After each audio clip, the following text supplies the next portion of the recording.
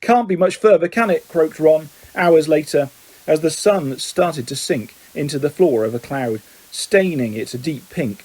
Ready for another check on the train? It was still right below them, winding its way past a snow-capped mountain. It was much darker beneath the canopy of clouds. Ron put his foot on the accelerator and drove them upwards again, but as he did so, the engine began to whine. Harry and Ron exchanged nervous glances. It's probably just tired, said Ron. It's never been this far before. And they both pretended not to notice the whining growing louder and louder as the sky became steadily darker. Stars were blossoming in the blackness. Harry pulled his jumper back on, trying to ignore the way the windscreen wipers were now waving feebly, as though in protest. Not far, said Ron, more to the car than to Harry. Not far now. And he patted the dashboard nervously. When they flew back beneath the clouds a little while later, they had to squint through the darkness for a landmark they knew. There, Harry shouted, making Ron and Hedwig jump. Straight ahead. Silhouetted in the dark horizon, high on the cliff over the lake, stood the many turrets and towers of Hogwarts Castle. But the car had begun to shudder and was losing speed. Come on, Ron said cajolingly, giving the steering wheel a little shake. Nearly there. Come on. The engine groaned. Narrow jets of steam were issuing from under the bonnet. Harry found himself gripping the edge of his seat very hard as they flew towards the lake. The car gave a nasty wobble. Glancing out of his window, Harry saw the smooth, black, glassy surface of the water. A mile below, Ron's knuckles were white on the steering wheel. The car wobbled again. Come on, Ron muttered. They were over the lake. The castle was right ahead. Ron put his foot down. There was a loud clunk, a splutter, and the engine died completely. Uh-oh, said Ron into the silence.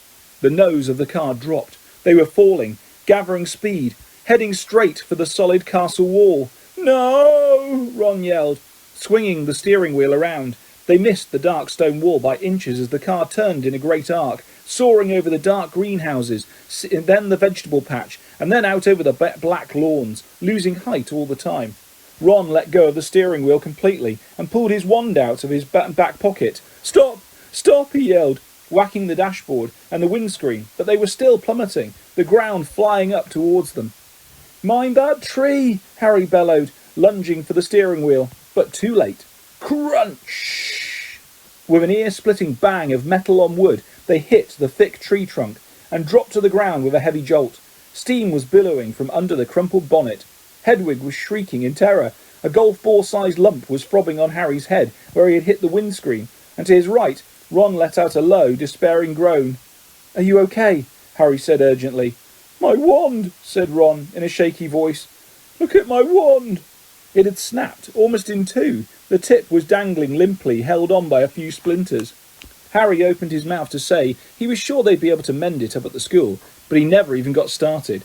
At that very moment, something hit his side of the car with the force of a charging bull, sending him lurching sideways into Ron, just as equally a heavy blow hit the roof. What's happened? Ron gasped, staring through the windscreen, and Harry looked around just in time to see a branch as thick as a python smash into it. The tree they had hit was attacking them. Its trunk was bent almost double, and its gnarled boughs were pummelling every inch of the car it could reach. Ah! Said Ron, as another twisted limb punched a large dent into his door. The windscreen was now trembling under a hail of blows from knuckle-like twigs, and a branch as thick as a battering ram was pounding furiously on the roof, which seemed to be caving in. Run for it! Ron shouted, throwing his full weight against his door. But next second he had been knocked backwards into Harry's lap by a vicious uppercut from another branch. We're done for, he moaned, as the ceiling sagged, but suddenly the floor of the car was vibrating. The engine had restarted. Reverse! Harry yelled, and the car shot backwards. The tree was still trying to hit them. They could hear its roots creaking as it almost ripped itself up, lashing out at them as they sped out of reach. That, panted Ron, was close. Well done, car. The car, however, had reached the end of its tether. With two smart clunks, the doors flew open and Harry felt his seat tip sideways. Next thing he knew, he was sprawled on the damp ground. Loud thuds told him that the car was ejecting their luggage from the boot. Hedwig's cage flew through the air and burst open. She rose out of it with a loud, angry screech and sped off towards the castle without a backwards look. Then, dented, scratched and steaming, the car rumbled off into the darkness, its rear lights blazing angrily. Come back! Ron yelled after it, brandishing his broken wand. Dad'll kill me! but the car disappeared from view with one last snort from its exhaust. "Can you believe our luck?" said Ron miserably, bending down to pick up Scabbers the rat. "Of all the trees we could have hit, we had to get one that hits back." He glanced over his shoulder at the ancient tree, which was still flailing its branches threateningly. "Come on," said Harry wearily. "We'd better get up to the school." It wasn't at all the triumphant arrival they had pictured. Stiff, cold and bruised, they seized the ends of their trunks and began dragging them up the grassy slope towards the great oak front doors. "I think the feast's already started," said Ron, dropping his trunk at the foot of the front steps and crossing quietly to look through a brightly lit window. "Hey, Harry, come and look. It's the sorting." Harry hurried over, and together he and Ron peered in at the great hall. Innumerable candles were hovering in mid-air over 4 long, crowded tables, making the golden plates and goblets sparkle. Overhead, the bewitched ceiling, which always mirrored the sky outside, sparkled with stars. Though through the forest of pointed black Hogwarts hats, Harry saw a long line of scared-looking first-years filing into the hall. Ginny was amongst them, easily visible because of her vivid Weasley hair. Meanwhile, Professor McGonagall, a bespectacled witch with her hair on a tight bun, was placing the famous Hogwarts sorting hat on a stool before the newcomers. Every year this aged-old hat, patched, frayed and dirty, sorted new students into the 4 Hogwarts houses: Gryffindor, Hufflepuff, Ravenclaw and Slytherin. Harry well remembered putting it on, exactly 1 year ago, and waiting petrified for its decision as it muttered aloud in his ear. For a few horrible seconds he had feared that he was going to be put into Slytherin, the house which had turned out more dark witches and wizards than any other, but he had ended up in Gryffindor, along with Ron, Hermione and the rest of the Weasleys. Last term, Harry and Ron had helped Gryffindor win the house championship, beating Slytherin for the first time in 7 years. A very small, mousy-haired boy had been called forward to place the hat on his head. Harry's eyes wandered past him to where Professor Dumbledore, the headmaster, sat watching the sorting from the staff table, his long silver beard and half-moon glasses shining brightly in the candlelight. Several seats along, Harry saw Gilderoy Lockhart, dressed in robes of aquamarine, and there at the end was Hagrid, huge and hairy, drinking deeply from his goblet. "Hang on," Harry muttered on Ron. "There's an empty chair at the staff table. Where's Snape?" Professor Severus Snape was Harry's least favourite teacher. Harry also happened to be Snape's least favourite student, cruel, sarcastic, and disliked by everybody except the students from his own house, Slytherin. Snape taught potions. "Maybe he's ill," said Ron hopefully. "Maybe he's left," said Harry, "because he missed out on the defence against the dark arts job again. Or he might have been sacked," said Ron enthusiastically. "I mean, everyone hates him." "Or maybe," said a very cold voice right behind them, "he's waiting to hear why you two didn't arrive on the school train." Harry spun around. There, his black robes rippling in a cold breeze, stood Severus Snape. He was a thin man with a sallow skin, a hooked nose and greasy, shoulder-length black hair, and at this moment he was smiling in a way that told Harry he and Ron were in very deep trouble. "Follow me," said Snape. Not daring even to look at each other, Harry and Ron followed Snape up the steps into the vast, echoing entrance hall, which was lit with flaming torches. A delicious smell of food was wafting from the great hall, but Snape led them away from the warmth and light down a narrow stone staircase that led into the dungeons. "In," he said, opening a door halfway down the cold passageway and pointing. They entered Snape's office, shivering. The shadowy walls were lined with shelves of large glass jars, in which floated all manner of revolting things Harry didn't really want to know the name of at that moment. The fireplace was dark and empty. Snape closed the door and turned to look at them. "So," he said softly, "the train isn't good enough for the famous Harry Potter and his faithful sidekick Weasley. Wanted to arrive with a bang, did we, boys?" No, sir. It was the barrier at King's Cross. Silence," said Snape coldly. "What have you done with the car?" Ron gulped. This wasn't the first time Snape had given Harry the impression of being able to read minds, but a moment later he understood, as Snape unrolled today's issue of the Evening Prophet. "You were seen," he hissed, showing them the headline, "Flying Ford Anglia Mystifies Muggles." He began to read aloud. "2 Muggles in London convinced they saw an old car flying over the post office tower. At noon in Norfolk, Mrs. Betty Bayliss, while hanging out her washing, Mr. Angus Fleet of Peebles reported to police 6 or 7 muggles in all. I believe your father works in the misuse of muggle artefacts office, he said, looking up at Ron and smiling still more nastily. Dear, dear, his own son. Harry felt as though he'd just been walloped in the stomach by one of the mad tree's larger branches. If anyone found out Mr. Weasley had bewitched the car, he hadn't thought of that. I noticed, in my search of the park, that considerable damage seems to have been done to a very valuable Whomping Willow, Snape went on. That tree did more damage to us than we, Ron blurted out. Silence, snapped Snape again. Most importantly, you are not in my house, and the decision to expel you does not rest with me. I shall go and fetch the people who do have that happy power. You will wait here. Harry and Ron stared at each other, white-faced. Harry didn't feel hungry anymore. He now felt extremely sick. He tried not to look at a large, slimy something suspended in green liquid on a shelf behind Snape's desk.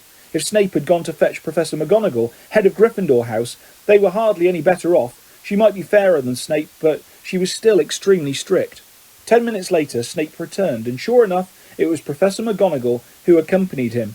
Harry had seen Professor McGonagall angry on several occasions, but either he had forgotten just how thin her mouth could go, or he had never seen her this angry before.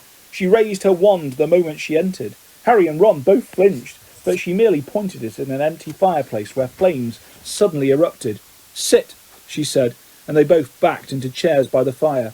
Explain, she said, her glasses glinting ominously. Ron launched into the story, starting with a barrier at the station, refusing to let them through. So we had no choice, Professor. We couldn't get on the train. Why didn't you send us a letter by owl? I believe you have an owl, Professor McGonagall said coldly to Harry. Harry gaped at her. Now she said it. That did seem the obvious thing to have done. I didn't think. That, said Professor McGonagall, is obvious. There was a knock on the office door, and Snape, now looking happier than ever, opened it. There stood the headmaster, Professor Dumbledore. Harry's whole body went numb. Dumbledore was looking unusually grave. He stared down his very crooked nose at them, and Harry suddenly found himself wishing he and Ron were still being beaten up by the Whomping Willow.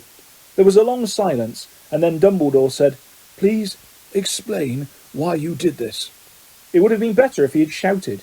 Harry hated the disappointment in his voice. For some reason he was unable to look Dumbledore in the eyes, and spoke instead to his knees. He told Dumbledore everything, except that Mr. Weasley owned the bewitched car, making it sound as though he and Ron had happened to find a flying car parked outside the station. He knew Dumbledore would see through this at once, but Dumbledore asked no questions about the car. When Harry had finished, he merely continued to peer at them through his spectacles. We'll go and get our stuff, said Ron in a hopeless sort of voice. What are you talking about, Weasley? Barked Professor McGonagall. Well, you're expelling us, aren't you? Said Ron. Harry looked quickly at Dumbledore. Not today, Mr. Weasley, said Dumbledore, but I must impress upon both of you the seriousness of what you have done. I will be writing to both your families tonight. I must also warn you that if you do anything like this again, I will have no choice but to expel you. Snape looked as though Christmas had been cancelled. He cleared his throat and said, Professor Dumbledore, these boys have flouted the decree for the restriction of underage wizardry, caused serious damage to an old and valuable tree. Surely acts of this nature. It will be for Professor McGonagall to decide on these boys' punishment, Severus, said Dumbledore calmly. They are in her house, and therefore her responsibility. He turned to Professor McGonagall. I must go back to the feast, Minerva. I've got to give out a few notices. Come, Severus, there's a delicious-looking custard tart I want to sample. Snape shot a look of pure venom at Harry and Ron as he allowed himself to be swept out of his office, leaving them alone with Professor McGonagall, who was still eyeing them with a wrathful eagle. You'd better get along to the hospital wing, Weasley. You're bleeding. Not much, said Ron, hastily wiping the cut over his eye with his sleeve. Professor, I wanted to watch my sister being sorted. The sorting ceremony is over, said Professor McGonagall. Your sister is also in Gryffindor. Oh, good, said Ron. And speaking of Gryffindor, Professor McGonagall said sharply, but Harry cut in. Professor, when we took the car, term hadn't started, so Gryffindor shouldn't really have points taken from it, should it? He finished, watching her anxiously. Professor McGonagall gave him a piercing look, but he was sure she had almost smiled. Her mouth looked less thin anyway. I will not take any points from Gryffindor, she said. and Harry's heart lightened considerably. "But you will both get a detention." It was better than Harry had expected. As for Dumbledore's writing to the Dursleys, that was nothing. Harry knew perfectly well they'd just be disappointed that the Whomping Willow hadn't squashed him flat. Professor McGonagall raised her wand again and pointed it at Snape's desk. A large plate of sandwiches, 2 silver goblets, and a jug of iced pumpkin juice appeared with a pop. "You will eat in here and then go straight up to your dormitory," she said. "I must also return to the feast." When the door had closed behind her, Ron let out a long, low whistle.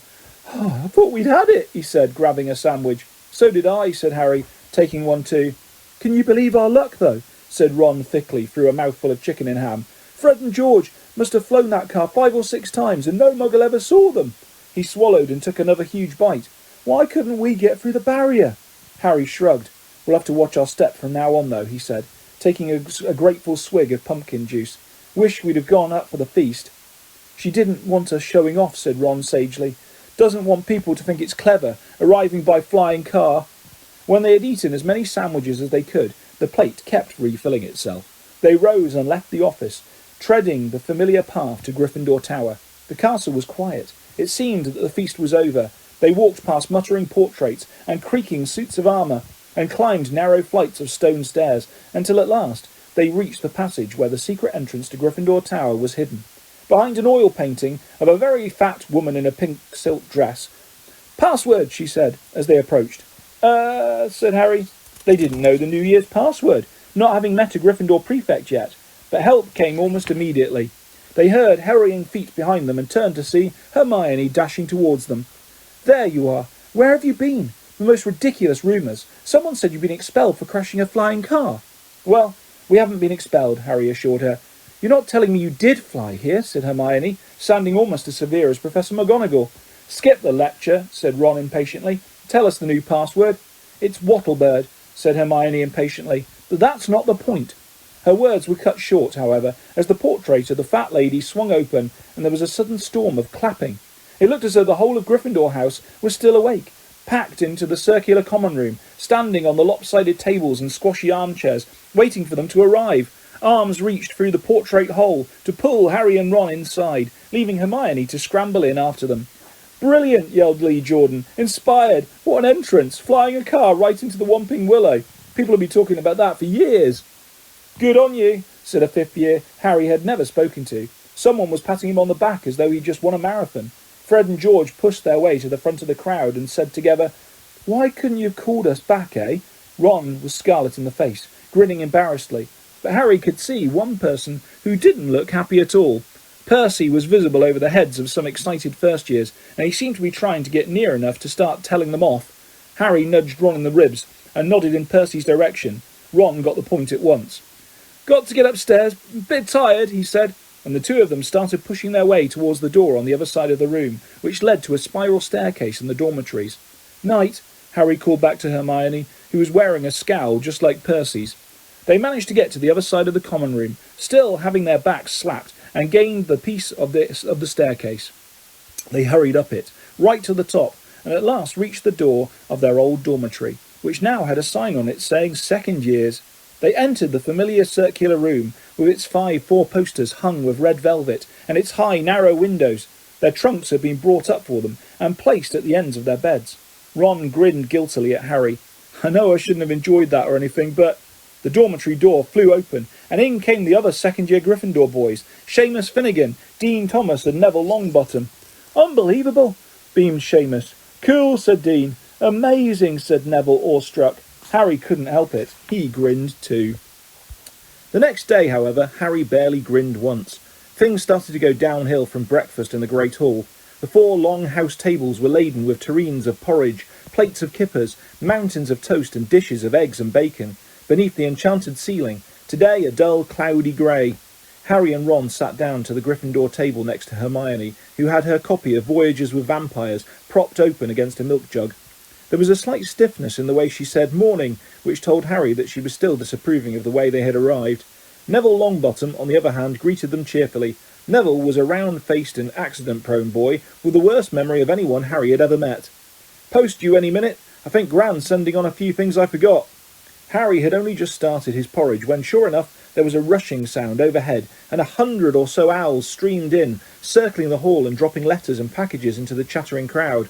A big, lumpy parcel bounced off Neville's head, and a second later something large and grey fell into Hermione's jug, spraying them all with milk and feathers. "Errol," said Ron, pulling the bedraggled owl out by the feet. Errol slumped unconscious onto the table, his legs in the air and a damp red envelope in his beak. "Oh no," Ron gasped. "It's all right, he's still alive," said Hermione, prodding Errol gently with the tip of her finger. "It's not that, it's that."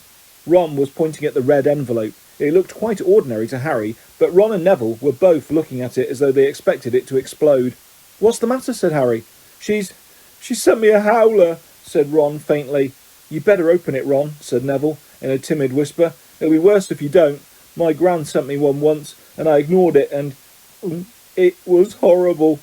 Harry looked from their petrified faces to the red envelope. "What's a howler?" he said, but Ron's whole attention was fixed on the letter, which had begun to smoke at the corners.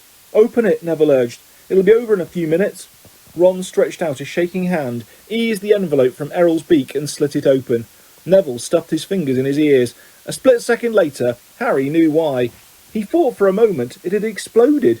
A roar of sound filled the huge hall, shaking dust from the ceiling. "Stealing the car! I wouldn't have been surprised if they'd expelled you. You wait till I get hold of you. I don't suppose you'd stopped to think what your father and I went through when we saw it had gone."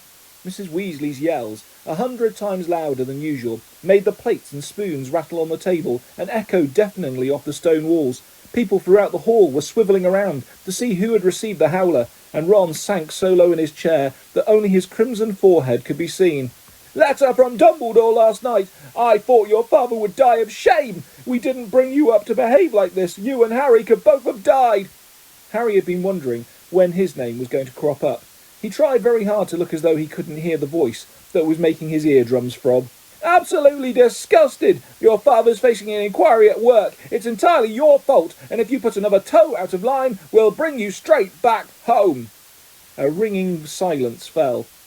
The red envelope, which had dropped from Ron's hand, burst into flames and curled into ashes. Harry and Ron sat stunned, as though a tidal wave had just passed over them. A few people laughed, and gradually a babble of talk broke out again. Hermione closed Voyages with Vampires and looked down at the top of Ron's head. "Well, I don't know what you expected, Ron, but—" "Don't tell me I deserved it," snapped Ron. Harry pushed his porridge away. His insides were burning with guilt. Mr. Weasley was facing an inquiry at work, after all Mr. and Mrs. Weasley had done for him over the summer. But he had no time to dwell on this. Professor McGonagall was moving along the Gryffindor table, handing out timetables. Harry took his and saw that they had double herbology, with the Hufflepuffs first. Harry, Ron and Hermione left the castle together, crossed the vegetable patch and made for the greenhouses, where the magical plants were kept. At least the howler had done one good thing. Hermione seemed to think they had now been punished enough and was being perfectly friendly again. As they neared the greenhouses, they saw the rest of the class standing outside, waiting for Professor Sprout.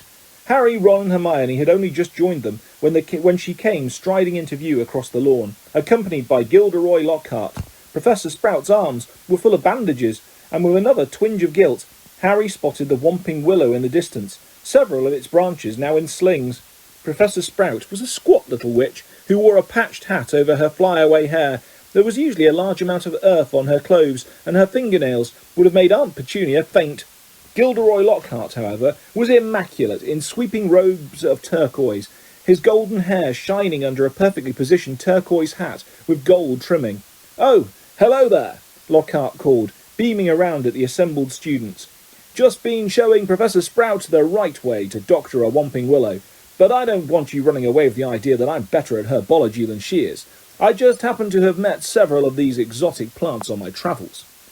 "Greenhouse 3 today, chaps," said Professor Sprout, who was looking distinctly disgruntled, not at all her usual cheerful self. There was a murmur of interest.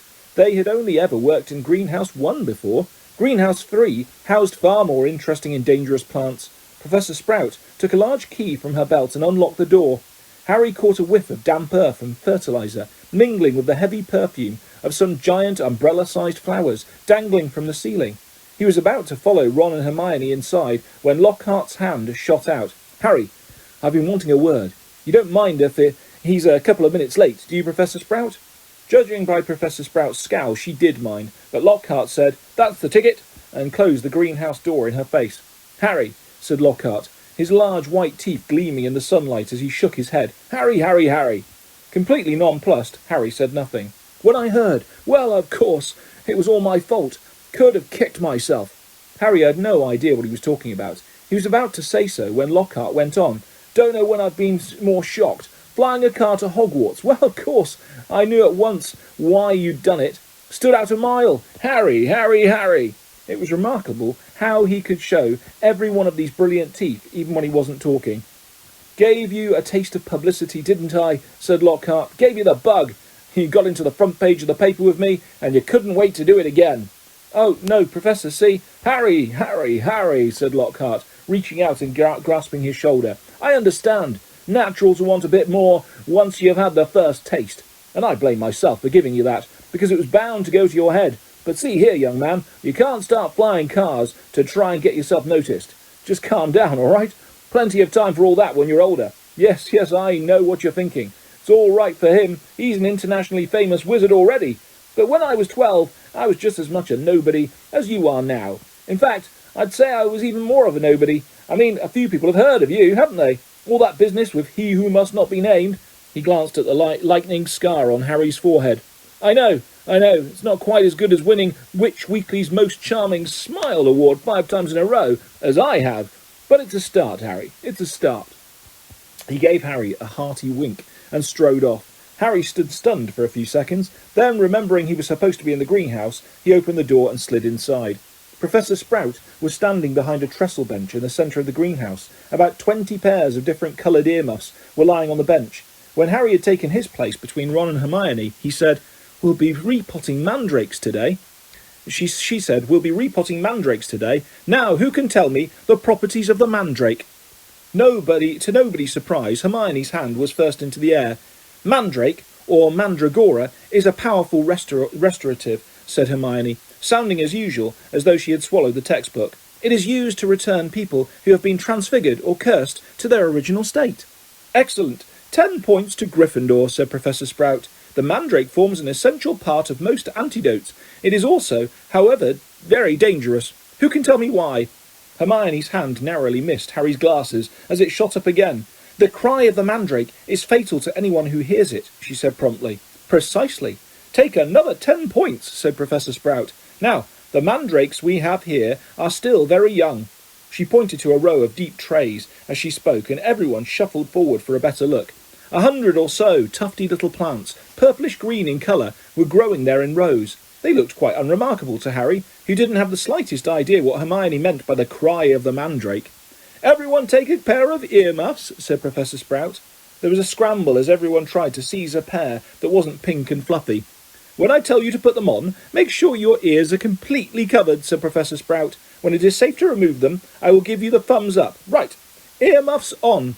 Harry snapped the earmuffs over his ears. They shut out sound completely. Professor Sprout put a pink fluffy pair over her ears, rolled up the sleeves of her robes, grasped one of the tufty plants firmly, and pulled hard. Harry let out a gasp of surprise that no one could hear. Instead of roots, a small, muddy and extremely ugly baby popped out of the earth. The leaves were growing right out of his head. He had pale green mottled skin, and was clearly bawling at the top of his lungs. Professor Sprout took a large plant pot from under the table and plunged the mandrake into it, burying him in dark, damp compost until only the tufted leaves were visible. Professor Sprout dusted off her hands, gave them all a thumbs up, and removed her own earmuffs. "As our mandrakes are only seedlings, their cries won't kill yet," she said calmly, as though she'd just done nothing more exciting than water a begonia. "However, they will knock you out for several hours, and as I'm sure none of you want to miss your first day back, make sure your earmuffs are securely in place while you work. I will attract your attention when it is time to pack up. 4 to a tray. There is a large supply of pots here. Compost in the sacks over there, and be careful of the venomous tentacula. It's teething." She gave a sharp slap to a spiky dark red plant as she spoke, making it draw in the long feelers that had been inching sneakily over her shoulder. Harry, Ron and Hermione were joined at their tray by a curly-haired Hufflepuff boy Harry knew by sight, but had never spoken to. "Justin Finch Fletchley," he said brightly, shaking Harry by the hand. "Know who you are, of course, the famous Harry Potter, and you're Hermione Granger, always topping everything. Hermione beamed as she had her hand shaken. "And Ron Weasley, wasn't that your flying car?" Ron didn't smile. The howler was obviously still on his mind.